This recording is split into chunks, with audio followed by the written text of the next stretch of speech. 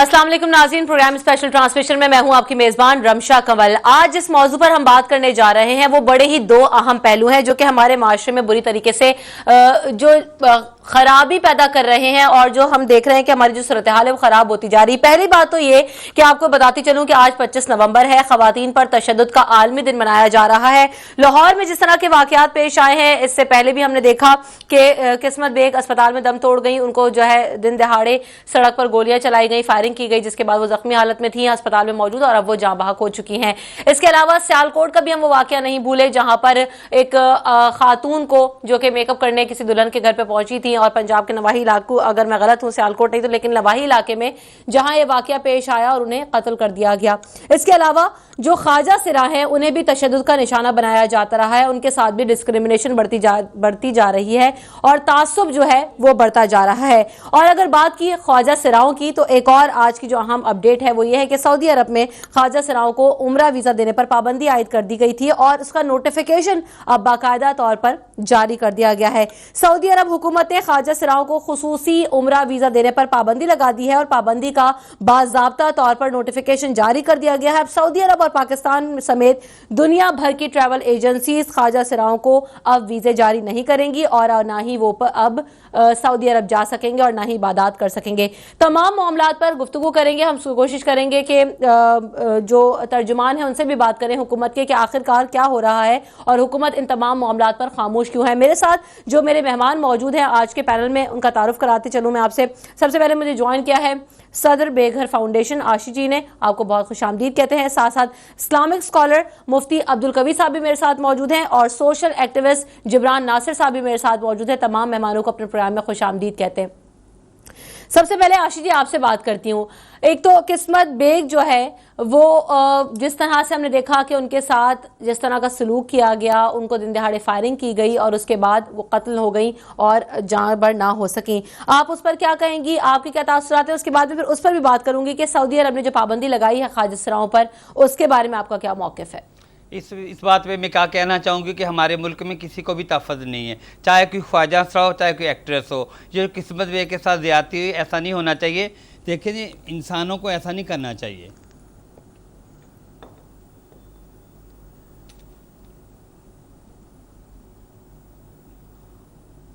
अच्छा, ये भी बताइएगा कि जो ख्वाजा सिराओं पर पाबंदी लगा दी गई है और ये कहा जा रहा है कि अब वो अदायगी के लिए उम्रे की या हज करने के लिए किसी भी सूरत में वो नहीं जा सकते सऊदी अरब, तो इस पर आप क्या कहते हैं? हाँ, इस पर मैं क्या कहूँगी, सबसे पहले तो एक शेर अर्ज़ है, हज़ारों साल नरगिस अपनी बेनूरी पे रोती है, बड़ी मुश्किल से होता है चमन में दीदावर पैदा।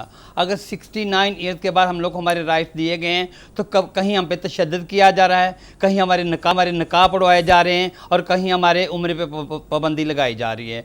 सऊदी हुकूमत को ऐसा नहीं करना चाहिए। अगर उम्र से पाबंदी नहीं उठाई जाएगी तो हम लोग अक़वाम मुत्तहिदा से रुजू करेंगे। शरई तौर पर और कानूनी तौर पर इससे पाबंदी उठाई जानी चाहिए।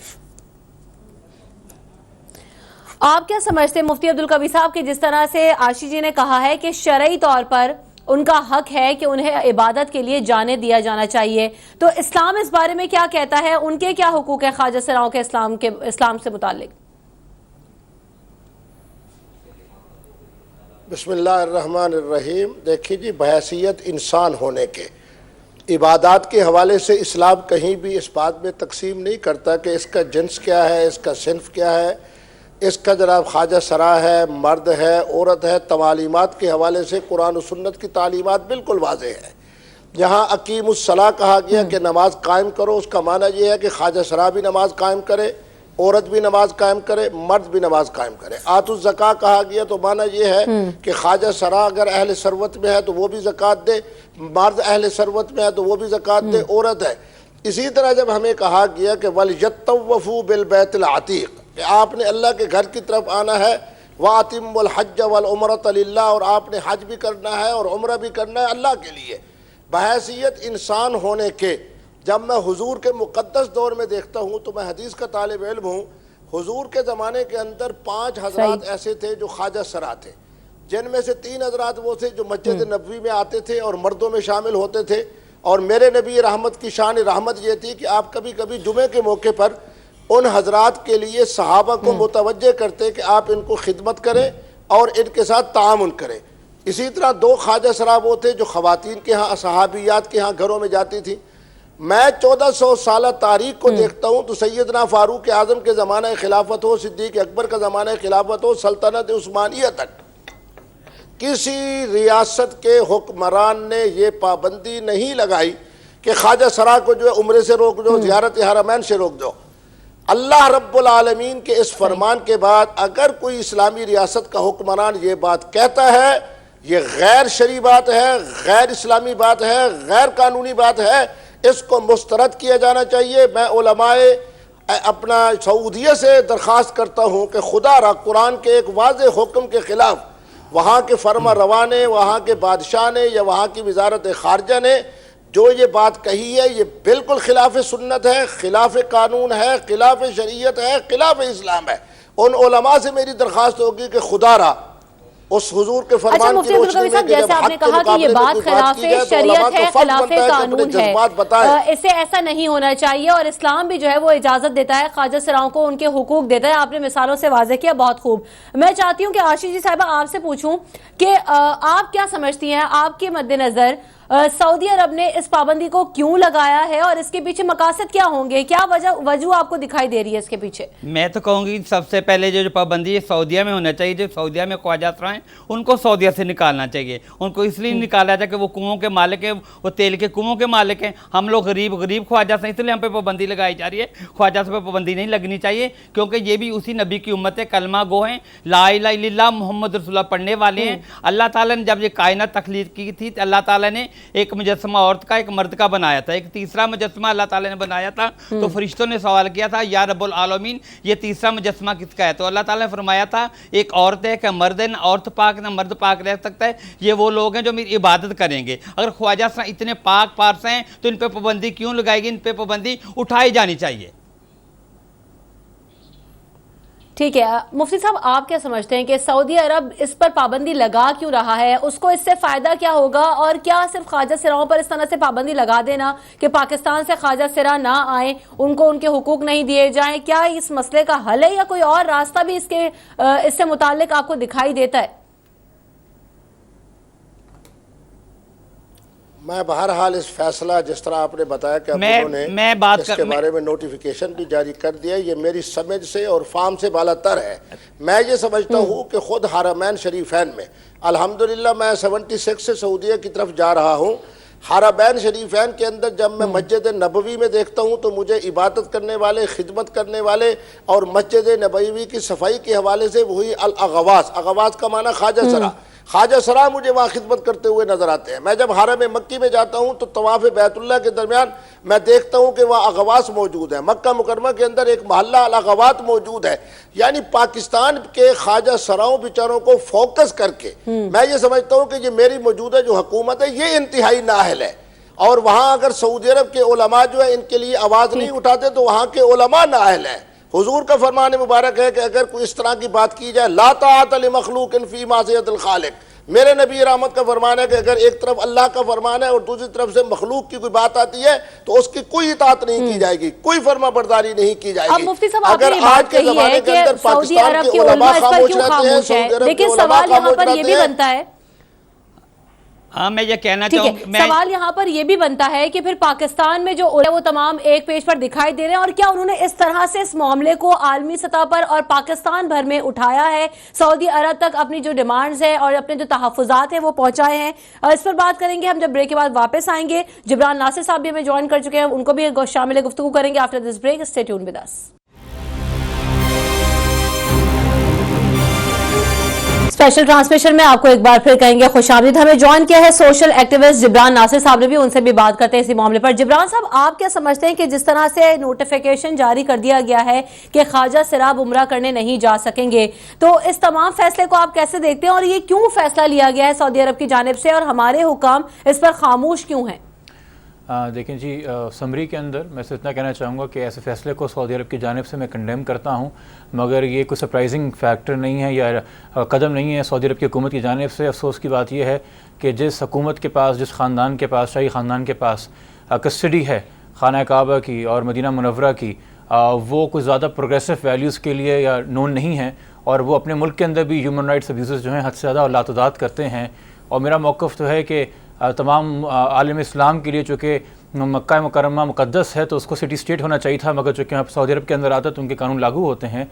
और चूँकि यहाँ पे आशी भट्ट मौजूद हैं जो अपनी कम्युनिटी को रिप्रेजेंट करती हैं और अपना मौक़िफ़ पेश कर चुकी हैं उसकी जानिब से, मैं सिर्फ इतना कहना चाहूँगा जी कि इससे पहले कि हम ये एक्सपेक्ट करें कि दूसरा मुल्क जो है हमारे मुल्क के शहरियों को इज़्ज़त देगा, हमारे लिए पहले फ़र्ज़ है कि पहले हम अपने मुल्क में उन शहरियों को इज़्ज़त देना सीखें और उस का कहते हैं उनके राइट्स के और उनके जो हकूक़ हैं उस पर अमल दरामद यकीनी बनाएं। पाकिस्तान के अंदर इस वक्त जो ट्रांसजेंडर कम्युनिटी है, जो ख्वाजा सरा कम्युनिटी है, हद से ज़्यादा अंडर रिप्रेजेंटेड है। पार्लियामेंट में उनकी नुमाइंदगी नहीं है। हमने जेंडर की बेस के ऊपर औरतों के लिए रिजर्व सीट रखी, बहुत अच्छा काम किया, उनको ताकत मिली, उससे माइनॉरिटीज़ के लिए रखी। अगर 2012 सुप्रीम कोर्ट के फैसले के बाद पाकिस्तान के अंदर ट्रांसजेंडर्स को भी एक सेपरेट जेंडर ग्रुप आइडेंटिफाई किया गया तो पार्लियामेंट में उनकी नुमाइंदगी क्यों नहीं है? हम जब साबित करेंगे दुनिया को कि हमारे नेशनल फाइबर का, सोशल फाइबर का, पॉलिटिकल और लीगल फाइबर का बराबर का हिस्सा है जो ट्रांसजेंडर कम्युनिटी है, जो ख्वाजा सरा कम्युनिटी है, तो बाकी मुल्क भी जो हैं हमारी किसी भी ऐसे हिस्से को या सिटीजन ग्रुप को निशाना बनाने से पहले 100 बार सोचेंगे कि पाकिस्तान के अंदर इसकी बड़ी वाज़ेह मिसालें मिलती हैं। इंडिया ने 2014 के अंदर ट्रांसजेंडर्स को एक बहैसियत जिन्स तस्लीम किया है। इसके अलावा मलेशिया की अदालतों में भी इस मामले को उठाया गया, जिसके बाद उन्हें इनफरादी तौर पर उनकी इनफरादी हैसियत को तस्लीम करते हुए उनके हुकूक दिए जा रहे हैं।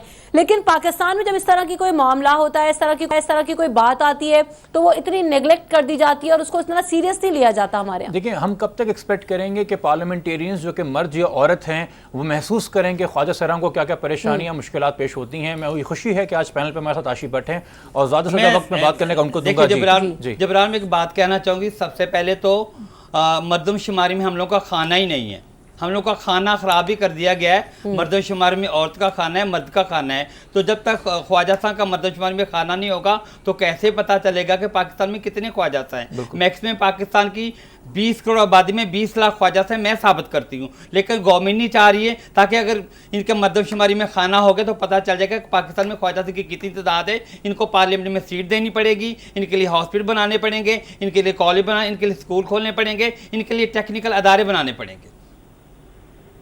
और यही बात अच्छा आशीष जी, जिस तरह से आपने पहले भी देखा था एक मूवमेंट शुरू की गई थी आपकी कम्युनिटी की जानिब से और जिसमें मुतालबा किया गया था कि हमें हमारी नौकरियां दिलवाई जाए, हमारा कोटा रखा जाए, लेकिन उसके बाद हमने देखा कि अनाउंसमेंट्स तो हुई, लेकिन क्या उस तरह से नौकरियां भी मिली हैं आप लोगों को इदारों के अंदर? रमशा जी, फर्स्ट ऑफ ऑल तो ये है कि हमारे पाकिस्तान में एजुकेशन नहीं है। हमारे शहबाज साहब एजुकेशन का डंडोरा पीट रहे हैं कि ख्वाजा सरा ज़्यादा एजुकेटेड नहीं है। सबसे पहले इनके लिए एजुकेशन होनी चाहिए, इनके पास एजुकेशन होगी तो ये लोग नौकरियाँ करेंगे ना। अच्छा आशीष जी, एक और चीज़ आपने एजुकेशन की बात की, मैंने जॉब्स की बात की, दीगर और भी मसाइल हैं बहुत। हम देखते हैं कि ख्वाजा सराओं की एक बड़ी तादाद अब सिर्फ और सिर्फ सड़कों पर भीख मांगने पर मजबूर है। तो क्या स्कूल्स के अंदर भी उस तरह से इसी तरह का सलूक उनसे बढ़ता जाता है जब एडमिशन्स वगैरह की बात की जाती है, या फिर जो बाकी बच्चे खुद बजाते खुद एहसास कमतरी में या एहसास महरूमी में शिकार होकर स्कूल छोड़ देते हैं? क्या वजह होती है? सबसे पहले तो मैं कहना चाहूँ कि जिन फैमिलियों में ऐसे बच्चे पैदा होते हैं उन फैमिलियों को अपने बच्चों को एक्सेप्ट करना चाहिए, अपने दूसरे बच्चों से ज़्यादा इनको प्यार करें ताकि ये लोग अपना घर छोड़ने पे मजबूर ना हो, क्योंकि सबसे पहले इनको घर में प्यार ही नहीं मिलता है। इन लोगों को छोटी उम्र में घरों से किक आउट करवा दिया जाता है, ये रोडों पर आ जाते हैं, कुछ लोग अपने गुरुओं के पास आ जाते हैं, कुछ लोग मांगना शुरू कर देते हैं, कुछ लोग सेक्स वर्किंग में आ जाते हैं। आपको पता है पेट बुझाने के लिए हर बंदे को कोई ना कोई काम करना पड़ता है। ये कहते हैं जी पाकिस्तान में ख्वाजा सरा गदागारी क्यों करते हैं? ख्वाजा साहब इनके लिए कोई नौकरी होनी चाहिए, इनके लिए टेक्निकल अदारे होने चाहिए, इनके लिए एजुकेशन जरूरी है। अगर ख्वाजा साहब मांगे तो गदागारी है और अगर हुकूमत मांगे तो डोनेशन है। अच्छा मुफ्ती अब्दुल कवीर साहब, जैसे कि और मैं चाहूंगी कि जिब्रान साहब भी मेरे इसी सवाल का जवाब दें, लेकिन पहले मुफ्ती साहब से मैं इस बात का जवाब लेना चाह रही हूँ कि अगर हम वेस्ट पर नजर डालें या यूरोप साइड पर अगर हम नजर डालें तो ट्रांसजेंडर्स को एक अलग हैसियत हासिल है, वहां पर इनको तस्लीम किया जा चुका है, उनके हुकूक भी मिल रहे हैं। तो क्या हम ऐसी सिचुएशंस या उनसे मुतासिर होकर यहाँ पर ऐसे इकदाम नहीं कर सकते और उनको उसी तरीके से एजुकेट करें, उनको वैसे ही हक दें और उनको एक आम शहरी की तरह जिंदगी गुजारने दें, वो अपने काम भी करें, हमें सड़कों पर भीख मांगते हुए तो ना दिखाई दे? इस्लाम हमें इसकी इजाजत देता है? मैं तो ये बात कहूँगा कि बहैसियत मुसलमान होने के जब हमारा ईमान है کہ ہمارا دین، ہمارا اسلام کامل ہے، آفاقی دین ہے۔ میں نے تو پہلے بھی آپ کو بتایا کہ میرے نبی رحمت کے زمانے کے اندر 5 خواجہ سرا تھے، کیا ان کا احترام تھا، مسجد نبوی میں ان کی کس طرح حاضری ہوتی تھی۔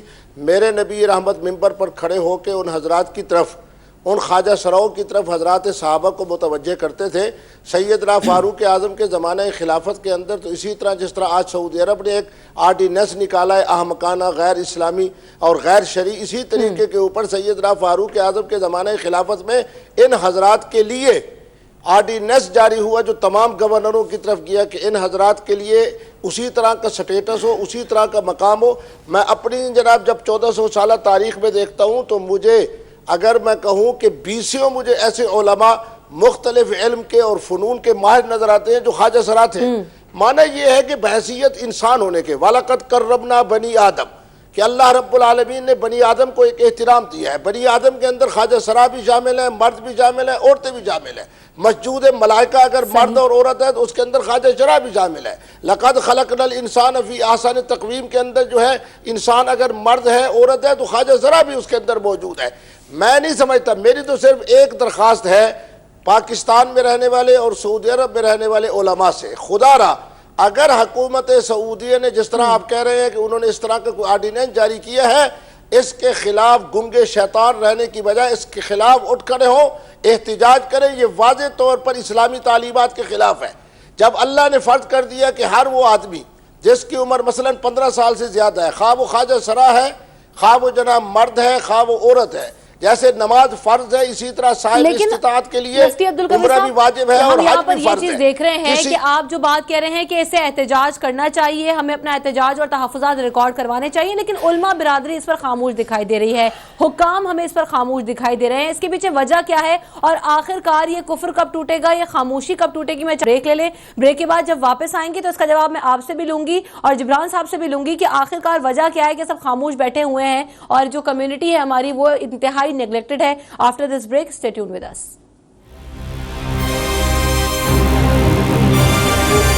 اسپیشل ٹرانسمیشن میں آپ کو ایک بار پھر کہیں گے خوش آمدید جناب۔ آپ کو یہ بھی بتاتے چلے کہ پی پی 78 میں جو انتخابات ہونے جا رہے ہیں اس میں محمد بوٹا امیدوار ہیں جو کہ الیکشن لڑنے کے لیے تیار ہیں اور ٹرانسجنڈر کمیونٹی سے ان کا تعلق ہے۔ جبران صاحب میں آپ کو یہ بھی جاننا چاہتی ہوں کہ یہ کتنا خوش آئند ہے اگر ان کو اختیار مل جاتا ہے، یہ الیکشن جیتتے ہیں، سیٹس حاصل کرتے ہیں، اس کے بعد اگر یہ پارلیمنٹ میں آتے ہیں تو اختیارات ہوں گے اور آواز اٹھانے والا ہوگا، آواز سننے والا کوئی ہوگا، تو اس طرح سے مسائل حل ہوں گے ان لوگوں کے پھر؟ 2013 کے اندر کراچی سے بندیا رانا نے لڑا تھا الیکشن، یہاں پہ عاشی بٹ بیٹھی ہیں، انہوں نے بھی 2013 میں الیکشن لڑا تھا اور یہ بتا رہی تھی بریک میں کہ ان کو مشکلات کا سامنا ہوا جس کو یہ خود ابھی بیان کریں گی۔ جنرل الیکشن کے اندر ہم ایکسپیکٹ نہیں کر سکتے کہ معاشرہ سطح پہ پہنچ چکا ہے کہ وہ ایکسیپٹ کر لے گا ان کو مین سٹریم میں۔ عورتوں کو بھی مشکلات ابھی تک ہوتی ہیں جنرل الیکشن پہ سیٹ حاصل کرنے پہ۔ آپ نے سوال پہلے کیا تھا بریک پہ جانے سے پہلے کہ کیا ہمیں ویسٹ کو دیکھتے ہوئے ایک ماڈل ایگزامپل فالو کرنا چاہیے کہ ہم بھی سہولیات دیں ٹرانسجنڈرز کو معاشرے میں جیسے ویسٹ میں دی جاتی ہیں۔ میرے خیال میں اگر ہم ویسٹ کی طرف نہ دیکھیں اور اپنے آئین پہ ہی غور کر لیں، ہمارے آئین کے اندر کسی قسم کی تفریق نہیں کی گئی ہے، بلکہ آئین میں تو خاص طور پہ لکھا ہوا ہے کہ حکومت کا کام ہے کہ جینڈر یا کاسٹ کی بنیاد پہ تفریق ختم کرنا۔ اگر ہم اپنی آئین کی روح پہ عمل کر لیں اور تشکیل دے دیں تو ہم ان سب کو ہر طرح سے معاشرے میں دے سکتے ہیں۔ اور ایک میں بات کہنا چاہوں گا، ہم یہ ایکسپیکٹ نہیں کر سکتے کہ ایک عورت یا مرد، عورتوں کی اس میں جدوجہد و مشکلات پاکستان میں کم نہیں ہیں، مگر ہم پھر بھی ایکسپیکٹ نہیں کر سکتے کہ ایک عورت یا مرد وہ تکلیف برداشت کر سکتا ہے، محسوس کر سکتا ہے، اس کا اندازہ کر سکتا ہے اور پھر اس کی عکاسی کر سکتا ہے جو کہ ایک خواجہ سرا جس پہ گزرتی ہے۔ جب تک یہ خود پارلیمان میں نہیں ہوں گے، آج اگر ہماری نمائندگی ہوتی ہے خواجہ سراؤں کی پارلیمان کے اندر تو سعودی حکومت کو یہ خود ڈائریکٹلی بات کر سکتے تھے، ان حکام کو طلب کر سکتے تھے، اور صرف سعودی حکومت نہیں پوری دنیا کو پتہ ہوتا ہے اور معاشرے کو بھی ایک پیغام پہنچے گا کہ جب پارلیمان میں ان کی نمائندگی ہوگی کہ یہ معاشرے کا برابر حصہ ہیں، معاشرے کو تعلیم کی ضرورت ہے، معاشرے کو اور جبران صاحب جیسے آپ نے بات کی کہ بڑا تکلیف دہ مرحلہ ہوتا ہے، بہت ساری مشکلات ہوتی ہیں، خواتین کے لیے ہمارے یہاں لڑنا مشکل ہے، تو پھر ان کے لیے تو سب سے بڑی جو مشکل ہے وہ اگنورنس ہے، امپورٹنس ان کو نہیں مل رہی ہے۔ میں چاہوں گی کہ عاشی صاحبہ آپ مجھے بتائیں کہ جب آپ نے الیکشن لڑا 2013 میں، بندیا رانا بھی آپ کے ساتھ تھی، انہوں نے بھی الیکشن لڑا، تو آپ لوگوں کو کس طرح کی مشکلات کا سامنا کرنا پڑا؟ کیا چیلنجز تھے آپ لوگوں کے سامنے؟ رمشا جی मैं बहुत बड़ी भूल हो गई कि मैं इलेक्शन पे खड़ी हो गई। मैं खुद एक पॉलिटिकल फैमिली से बिलोंग करती हूँ, भाई लॉयर है, मेरे एक भाई एमपी है। 2013 के जनरल इलेक्शन पे जब मैं खड़ी हुई, अभी मैं कागजात नामजदगी जमा करवा के आई हूँ, और रात को मेरे घर के आगे इतनी फायरिंग की गई कि मैं आपको बता नहीं सकती। मुझे गालियाँ दी गई, मुझे थर्ड किया गया, और मैं इलेक्शन पे खड़ी होने से पहले इलेक्शन अपना घर छोड़ के भाग गई। क्यों भाग गई? कि जिस मुल्क की तो आशी साहबा, आपके भाई आपको सपोर्ट करते थे कि आप इलेक्शन लड़ें? मेरे भाई नहीं चाह रहे थे कि मैं उनके सामने आके खड़ी हो जाऊँ, क्योंकि हम लोगों को तो एक्सेप्ट किया ही नहीं गया। 15 साल की उम्र में मुझे घर से किक आउट करवा दिया गया। इसलिए हो सकता है मेरे भाइयों ने करवाया हो कि उनके सामने मैं क्यों आ रही हूँ। तो मैंने इलेक्शन क्यों छोड़ दिया? मैंने सोचा कि जिस मुल्क की वज़ीर आज़म का कातिल आज तक नहीं मिल सका, मैं ख्वाजा सा हूँ, मुझे कौन तोहफा देगा। और मैंने तौबा कर ली कि मैं आंदा इलेक्शन पे खड़ी नहीं होंगी। मैं दरख्वास्त करूंगा इनसे कि नजरसानी करें फैसले पे। ये कल्चरल चेंज लाना, ये माइंडसेट को तब्दील करना, जैसे आप मुझे बार बार मिसालें दे रहे हैं सहाबा इकराम की, खुलफाए राशिदीन के अदवार की, कि जिसके अंदर ख्वाजा सिराओं को ना सिर्फ उनके हुकूक हासिल थे बल्कि वो तालीमात भी करते थे और हुज़ूर सल्लल्लाहु अलैहि वसल्लम के साथ भी होते थे, सहाबा इकराम भी थे।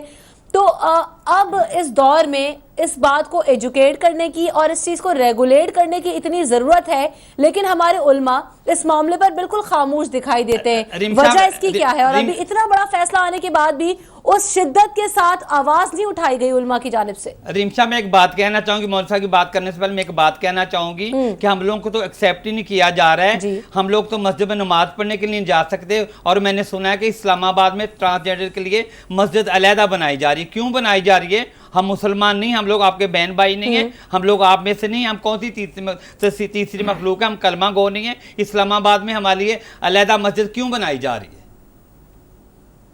जी मुफ्ती साहब, जवाब दीजिएगा। देखिए जी, इस्लाम के हवाले से अगर ख्वाजा सरा अपने आप को अपनी तख्लीक के हवाले से, अपने खिलकत के हवाले से, अपने नश्व नुमा के हवाले से, अपनी जिस्मानी कैफियत के हवाले से ये समझे कि मैं मर्दों के करीब हूँ, तो उसी मस्जिद में जहाँ मर्द आ रहे हैं ख्वाजा सरा भी आएंगे। यही शरीयत का हुक्म है, यही दीन की तालीमात है। जैसे मैंने अर्ज़ किया कि हुजूर के ज़माने में 5 ख्वाजा सरा थे, उनमें से 3 वो हज़रात थे जो मस्जिद नबवी में आते थे, सहाबा किराम के साथ खड़े होकर नमाज जुमा और हर तरह की नमाज को अदा करते थे, और हुजूर उनके लिए खुसूसी तौर पर मुतवज्जे करते थे। मुफ्ती साहब, ये सब चैनल की बातें, सबसे पहले तो आप लोग हम एक्सेप्ट ही नहीं करते हैं, आप लोग हमें मस्जिदों में आने नहीं देते हैं। सबसे पहले तो मौलवी हम एक्सेप्ट नहीं करते हैं। ये तो सब चैनल पे कहने की बातें हैं। मैं जवान थी 20 साल की उम्र में, मैं मस्जिद में नमाज पढ़ने की, मुझे इमाम मुझे देख के कहता है ओए खुसरा मस्जिद कितों आ गया। सबसे पहले तो आप लोग हमें एक्सेप्ट नहीं करते हैं। जी कवि साहब बात करें। मोहतरमा, सब मुफ्ती अब्दुल कवी नहीं होते। मैं आज आपके इस प्रोग्राम में बैठ के आप हजरात के हवाले से ये बात कहता हूँ कि अगर आपको आज रोका है हुकूमत सऊदीया ने इस एहतजाज के हवाले से, मैं आपके साथ कदम ब कदम हूँ आपके साथ, क्योंकि जो चीज़ इस्लाम के ख़िलाफ़ है वो कतई तौर पर किसी आलिम के लिए रवा नहीं, किसी आलिम के लिए दुरुस्त नहीं कि जनाब वो इस्लाम की एक वाज़ेह तालीम के खिलाफ एक इस्लामी रियासत के हुक्मरान की तरफ से बात है और उलमा खामोश है। लेकिन अगर बात की जाए, मैं एक बार फिर उसी बारे में बात कर रही हूँ कि देखिए हम मजमूई तौर पर हमारे उलमा इकराम इस मामले को नहीं उठा रहे। इन तहफ़्फ़ुज़ात का इजहार सऊदी अरब से हमने किया, ना ही हमारे हुक्काम ने किया। मैं बार बार एक ही सवाल आपसे कर रही हूँ, लेकिन मुझे उसका जवाब नहीं दे रहा। आपकी ज़ाती राय में आप सपोर्ट करें, ठीक है, मैंने मान लिया, लेकिन मजमूई तौर पर जब तक आवाज़ नहीं उठेगी तो क्या इनके मसाइल, इनके हुकूक जो है उनको मिलेंगे, इनके मसाइल हल होंगे? इस पर गुफ्तगू हम करेंगे after this break. Stay tuned with us.